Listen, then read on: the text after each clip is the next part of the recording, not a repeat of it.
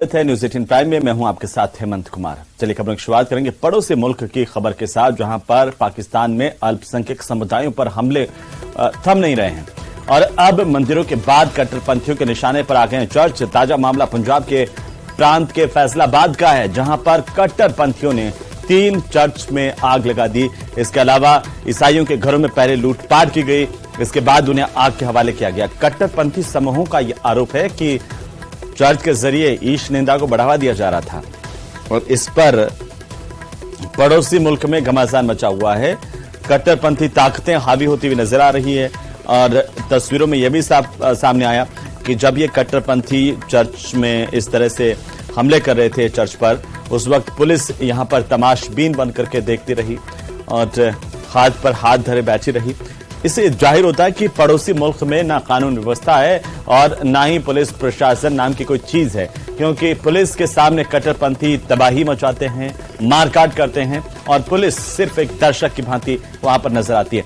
तो ये फैसलाबाद में 3 चर्च पर हमले किए गए, एक के बाद एक और तोड़फोड़ की गई, उनमें आग लगा दी गई।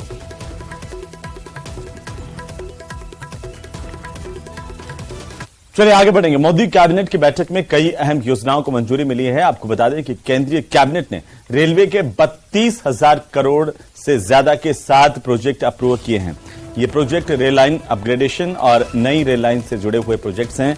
प्रोजेक्ट 9 राज्यों में 35 जिलों को कवर करेंगे और इसके साथ ही हम आपको बता दें कि इस प्रोजेक्ट से बिहार, झारखंड और पश्चिम बंगाल को सीधा फायदा होगा। साथ ही उत्तर प्रदेश, महाराष्ट्र, तेलंगाना, आंध्र प्रदेश, गुजरात और ओडिशा को भी फायदा मिलेगा।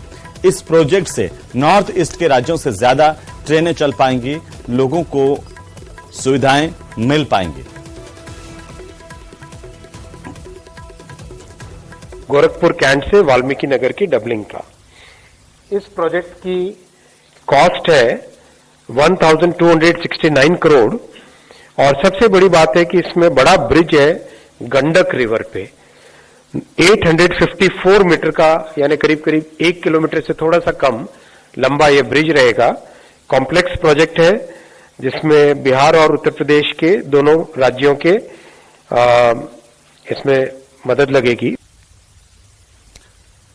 तो वहीं केंद्रीय कैबिनेट ने प्रधानमंत्री ई बस सेवा को भी मंजूरी दी है। देश में 10,000 नई ई बसें चलेंगी। ई बस सेवा के लिए 57,613 करोड़ रुपए खर्च होंगे और इस योजना के तहत 10,000 नई इलेक्ट्रिक बसें 100 शहरों को मिलेंगी। 5 लाख से कम जनसंख्या वाले शहरों को 50 बसें मिलेंगी। 5 लाख से 20 लाख तक की आबादी वाले शहर के लिए 100 बसें मिलेंगी। तो वहीं 20 लाख से 40 लाख तक की आबादी वाले शहरों के लिए 150 बसें दी जाएंगी। देश में सार्वजनिक परिवहन सेवा को विस्तार मिलेगा। और पीएम ई बस सेवा पर 57,613 करोड़ रुपए खर्च किए जाएंगे। 10,000 बसें और ये 10,000 न्यू इलेक्ट्रिकल बसेस, 10,000 नई इलेक्ट्रिकल बसेस की सेवाएं उपलब्ध करवाई जाएंगी। देश भर के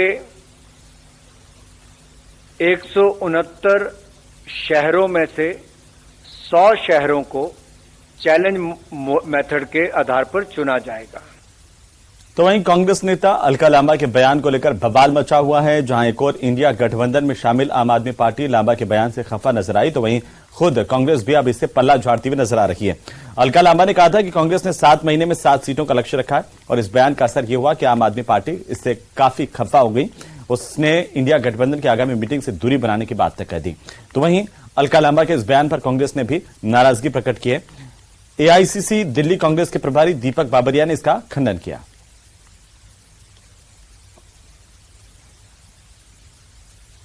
लगभग 3 घंटे की मीटिंग में पूर्व कांग्रेस अध्यक्ष राहुल गांधी जी, खरगे जी, केसी वेणुगोपाल जी और दीपक बाबरिया जी रहे। 3 घंटे की मीटिंग शुरुआत हुई संगठन को लेकर कि संगठन कमजोरियां क्या हैं, उस पर कैसे काम किया जाए, सुझाव आए उसको कैसे हम मजबूत कर सकते हैं। दूसरा सुझाव ये आया कि लोकसभा 2024 की तैयारियां अब हमें करनी है। मकसद वही था।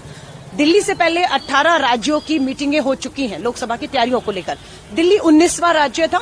24 कैसे जीतना है और बिल्कुल आदेश हुआ है कि हमें 7 सीटों पर मजबूत संगठन के साथ हर नेता को आज से अभी से निकलना है। 7 महीने 7 सीटें हैं, ये बात हुई कि जिसकी दिल्ली उसका देश होता है, ये दिल्ली का इतिहास बताता है। इसलिए कहा गया कि बिल्कुल सातों पर तैयारी रखनी है और मजबूती के साथ हमें निकलना। और आज से हम लोग अपनी जो जिम्मेदारियां जिसको जो भी संगठन में सौंपी जा रही हैं, दीपक जी इसको अभी तय कर लेंगे और हम निकलेंगे। जी, जो अलायंस की बात भी हम कर रहे हैं, इंडिया अलायंस की, वो नेशनल लेवल पे किया जा रहा है और देश की जनता बहुत समझदार है। वो जानती है कि नेशनल लेवल और असेंबली इलेक्शंस में क्या फर्क है। हम ऑलरेडी बता चुके हैं कि हम असेंबली इलेक्शंस पूरी ताकत से हर जगह लड़ेंगे। मेरी तो समझ में नहीं आ रहा है कि आम आदमी पार्टी है, उनके जो हैं समझ के लिए मैं क्या कहूँ। Alka Lamba is a spokesperson, she is not a authorised spokesperson for talking on such major important issues. जो पत्रकार ने उनसे पूछा है उसकी मैच्योरिटी के बारे में भी मुझको शंका लगता है। और जो है जहां मैंने when I have said as in in charge कि आज कोई चर्चा ही नहीं हुई है, तभी इसी प्रकार की बात करना, वो जो है आम आदमी पार्टी को भी समझ में आ जाना चाहिए कि जो मीडिया है पूरा का पूरा वो भारतीय जनता पार्टी को मदद करना चाहता है, आपको उकसाना चाहता है। तो वहीं मध्य प्रदेश में बजरंग दल पर पूर्व मुख्यमंत्री दिग्विजय सिंह का चौंकाने वाला बयान सामने आया है। कांग्रेस कर्नाटक में बजरंग दल पर बैन तक की बात कर चुकी है, लेकिन दिग्विजय सिंह ने कहा कि बजरंग दल में भी अच्छे लोग हो सकते हैं। तो क्या मध्य प्रदेश में बजरंग दल पर कांग्रेस का अलग रवैया है? कर्नाटक में बजरंग दल पर बैन की बात करने वाली कांग्रेस ने मध्य प्रदेश में इससे किनारा कर दिया। पूर्व मुख्यमंत्री दिग्विजय सिंह का ये बयान सुना आपने। बीजेपी और इससे जुड़े संगठनों पर तीखे हमले बोलने वाले दिग्विजय सिंह के सुर बजरंग दल पर बदले नजर आ रहे हैं। दिग्विजय सिंह का ये बयान बजरंग दल पर कांग्रेस की राय से बिल्कुल अलग है। एमपी में अगर कांग्रेस की सरकार बनी तो क्या बजरंग दल पर बैन लगाया जाएगा? दिग्विजय सिंह ने इसका चौंकाने वाला जवाब देते हुए कहा कि बजरंग दल में भी अच्छे लोग हो सकते हैं, एमपी में बजरंग दल पर बैन नहीं किया जाएगा। हालांकि उन्होंने कहा कि जो गुंडा तत्व हैं उन्हें किसी भी हालत में नहीं छोड़ा जाएगा। बैन नहीं करेंगे, लेकिन बजरंग दल में कुछ अच्छे लोग भी हो सकते हैं, लेकिन जो गुंडा तत्व है, जो दंगा फसाद कराता है, ऐसे किसी भी व्यक्ति को नहीं छोड़ा जाएगा। कांग्रेस की बजरंग दल पर जो भी राय हो, लेकिन दिग्विजय सिंह थोड़े कंफ्यूज नजर आ रहे हैं। एक तरफ ये मान रहे हैं कि बजरंग दल में भी अच्छे लोग हो सकते हैं, लेकिन साथ ही बजरंग दल को गुंडों का दल भी बता रहे हैं। बजरंग दल पर दिग्विजय सिंह के इस बयान पर बीजेपी ने पलटवार किया। बीजेपी के विधायक रामेश्वर शर्मा ने कांग्रेस पर हमला बोला। दिग्विजय सिंह जी, न आपकी, न दिल्ली में आपकी सोनिया गांधी की, न राहुल गांधी की, न मध्य प्रदेश में कमलनाथ की, किसी की सरकार नहीं आने वाली। और बजरंग दल ना आपसे हाथ जोड़कर ये कहने गया कि हम पर प्रतिबंध मत लगाइए महाराज।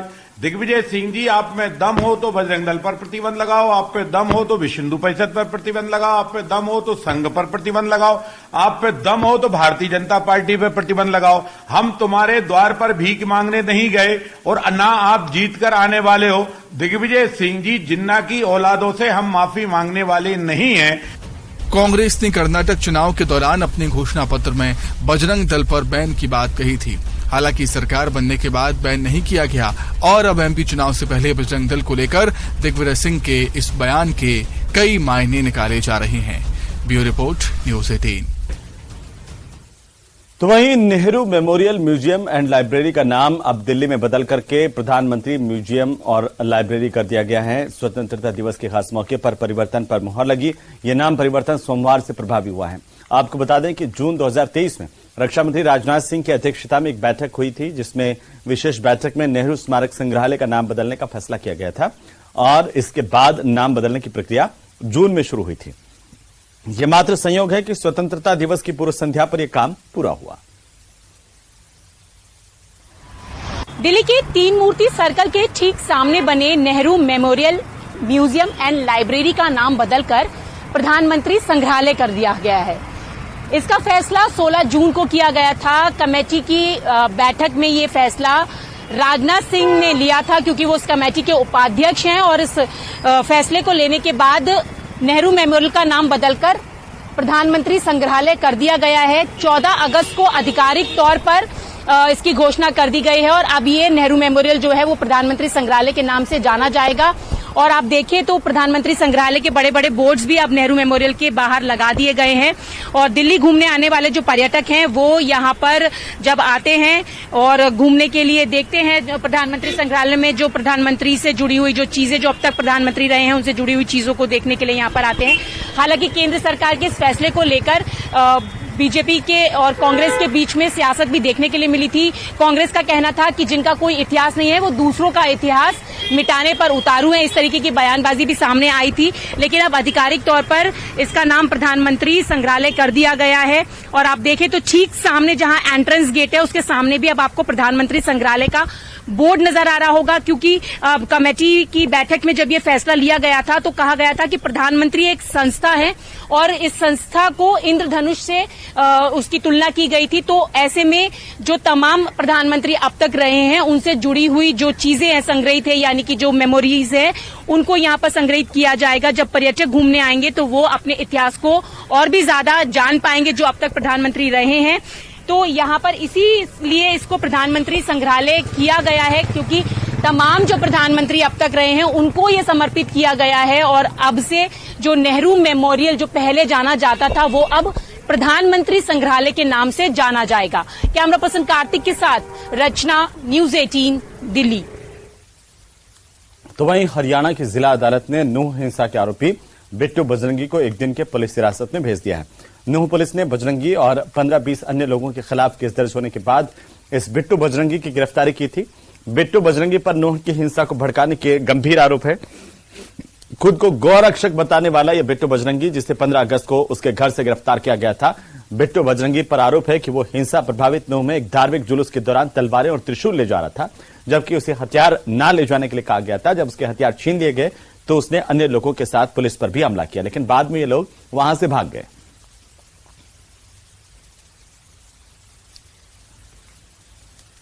तो चलिए आगे बढ़ेंगे। दिल्ली पुलिस ने 11 साल के मासूम की हत्या करने वाली एक लड़की को गिरफ्तार किया है। पुलिस ने आरोपी की गिरफ्तारी करने के लिए 3 दिन में करीब 300 सीसीटीवी फुटेज खंगाले और तब जाकर कहीं पुलिस आरोपी की गिरफ्तारी तक पहुंच पाई।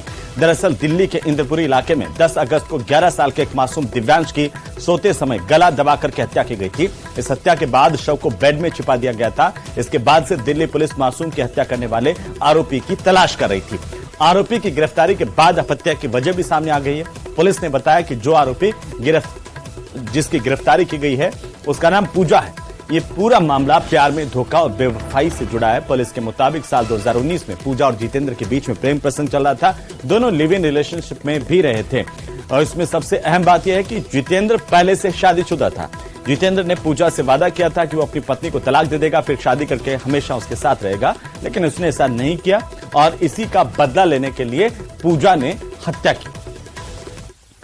12 साल बाद ICC cricket world cup Bharat में हो रहा है। 5 अक्टूबर से इसकी शुरुआत हो रही है और इसमें अब 50 दिन से कम का वक्त रह गया है। ऐसे में आईसीसी ने प्रमोशन की तैयारी भी शुरू कर दी है। आपको बता दें, ऐसे में आज ताजमहल में कुछ लोग हाथ में चमचमाती ट्रॉफी लेकर के पहुंचे। ट्रॉफी को ताजमहल के वीडियो के साथ शूट किया गया, प्लेटफॉर्म पर रखा गया और जैसे ही पर्यटकों की नजर ट्रॉफी पर पड़ी और तो तमाम पर्यटक रुक गए। ये तस्वीरें सामने आई हैं और ट्रॉफी के साथ सेल्फी लेने और वीडियो बनवाने के लिए पर्यटकों में एक होड़ सी लग गई। सुरक्षा कर्मियों ने मुश्किल से लोगों को संभाला और बाद में लोगों ने दूर से ही फोटो और वीडियो शूट किए। तो वहीं चंदा मामा अब दूर के नहीं रहे, क्योंकि चंद्रयान 3 अब चांद की चौखट पर पहुंच गया है और एक बार फिर से चंद्रयान ने अपनी ऑर्बिट घटा दी है। अब चांद के और भी करीब चंद्रयान पहुंचा है। यह खास रिपोर्ट देखिए।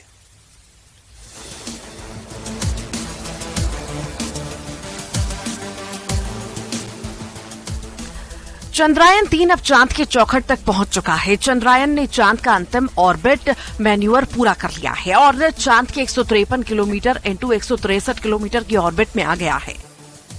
17 अगस्त को चंद्रयान के लैंडर मॉड्यूल को प्रोपल्शन मॉड्यूल से अलग किया जाएगा। चंद्रयान 3 5 अगस्त को चांद की ऑर्बिट में पहुंचा था। चंद्रयान ने जब पहली बार चंद्रमा की कक्षा में एंट्री की थी तो उसकी ऑर्बिट 164 किलोमीटर इंटू 18,074 किलोमीटर थी। ऑर्बिट में प्रवेश करते समय उसके ऑनबोर्ड कैमरा ने चांद की तस्वीरें भी कैप्चर की थी। इसके बाद ऑर्बिट को घटाकर 170 किलोमीटर इंटू 4,313 किलोमीटर किया गया। चंद्रयान 3 की ऑर्बिट 9 अगस्त को घटाकर 174 किलोमीटर इंटू 1437 किलोमीटर कर दी गई, जिसके बाद 14 अगस्त को भी चंद्रयान ऑर्बिट घटाई गई। चंद्रयान 3 23 अगस्त को चंद्रमा पर लैंड करेगा।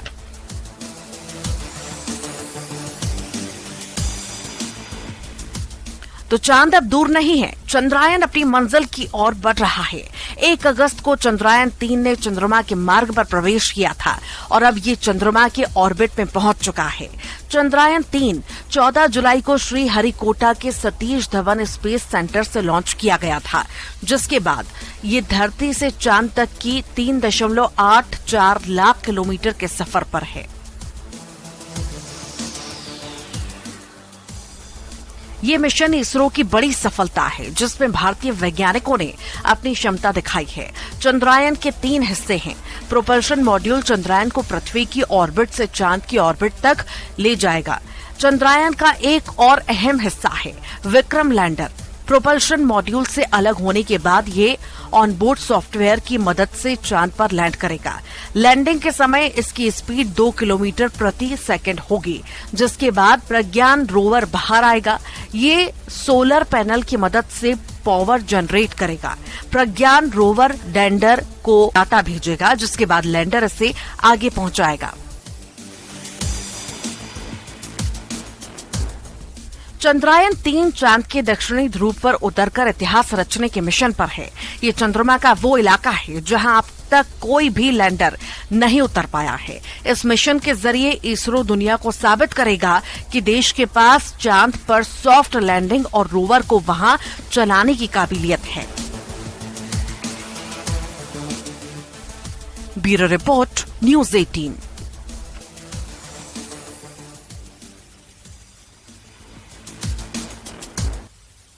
तो वहीं हिमाचल प्रदेश में तेज बारिश से भारी तबाही मची हुई है और प्रदेश के कांगड़ा जिले में भी कई जगह पर हादसे होने की खबर मिली है।